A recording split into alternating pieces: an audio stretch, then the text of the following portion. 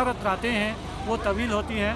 21 दिसंबर को ठीक जो रातों का दौरानिया है वो कम होना शुरू होता है और दिन का दौरानिया है वो बढ़ना शुरू होता है। तो बल्तिस्तान के जो बासी हैं वो उस मौके का फ़ायदा उठा के, क्योंकि सर्दियाँ जा रही है, जो लंबी रातें हैं वो कम हो रही है, तो इसका खुशी मनाते हैं।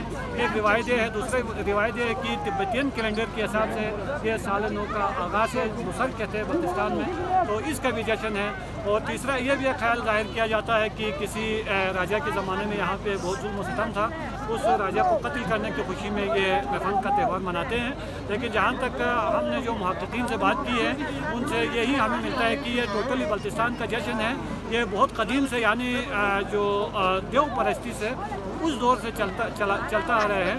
तो हम इसको आगे भी चलाएंगे, चूँकि मुबल्लिगीन इस्लाम ने जब अमीर कबीर रहमतुल्लाह अलैह के साथ 300 के करीब ईरान से मुबल्लिगीन यहाँ पे तशरीफ़ लाए थे, उन्होंने हमें मुसलमान किया, उन्होंने इसके ऊपर पाबंदी नहीं लगाया, उन्होंने इसको इस्लाम के लिए कोई ख़तरा नहीं समझा, तो यकीनन ये बल्तिस्तान के लिए एक खुशाइन बात है। हम इसको शाही निशान तरीक़े से आइंदा भी मनाते रहेंगे। बहुत